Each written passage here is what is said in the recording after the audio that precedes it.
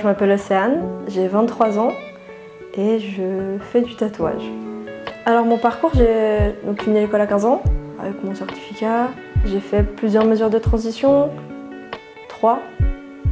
Les 2 premières, j'ai rien trouvé. Ensuite, j'ai fait une année du coup sans rien, où j'étais à la maison. C'était compliqué. Beaucoup de tensions avec mon père, mon frère aussi, qui me mettait la pression. Parce que il faut absolument que tu trouves un apprentissage, il faut que tu fasses quelque chose, et puis ci et ça. Moi, je sais toujours pas ce que je veux faire.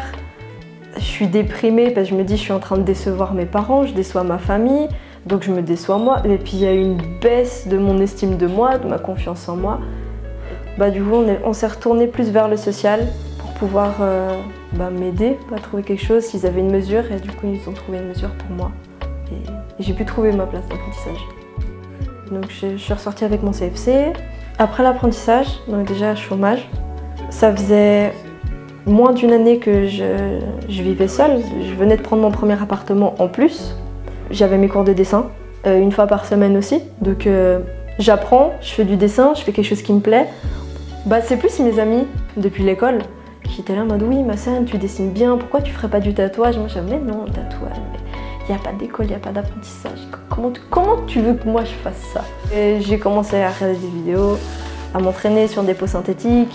Je ne le voyais pas comme quelque chose à long terme. Je me disais je fais ça et puis on verra bien. Puis c'est vraiment l'année passée.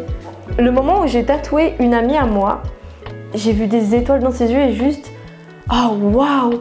Mais j'ai tellement plus confiance, j'ai vu tellement heureuse, je me suis dit mais c'est ça que je veux apporter aux gens. C'est ça en fait, si moi, en faisant quelque chose qui moi me plaît, je peux faire ça aux gens, mais je vais travailler jusqu'à minuit tous les jours, je vais dormir 2 heures par jour, c'est pas grave.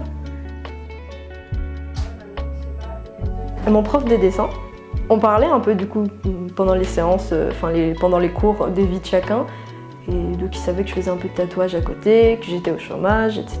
etc. Puis il me dit ah ouais, puis t'as trouvé un travail? Non, je suis au chômage. Comment ça? Et le tatouage? Là j'arrive pas, j'ai pas l'argent, faut que je fasse les cours d'hygiène, ici et ça. Puis ma machine, elle fonctionne pas bien, donc je laisse tomber. Comment ça tu laisses tomber? Non? Viens, moi je t'aide. Et voilà, il a pété un câble lui aussi et on est là, j'ai tout mon matériel, j'ai ma petite pièce, mon certificat d'hygiène. Et puis je tatoue des gens, il y a des gens qui me font confiance.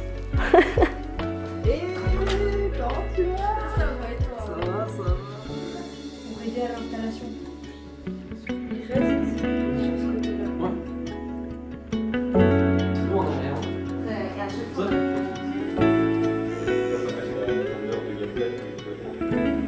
Je pense qu'il faut s'écouter. C'est aussi bête que ça. La seule personne qui sait ce que tu veux faire, c'est toi. C'est pas tes parents, c'est pas ton frère, c'est pas tes potes, c'est pas tes profs. Si t'aimes faire du dessin, regarde tous les métiers qu'il y a du dessin et cherche là-dedans, essaye. Jusqu'à ce que tu dises, c'est ça, faut essayer, mais faut s'écouter.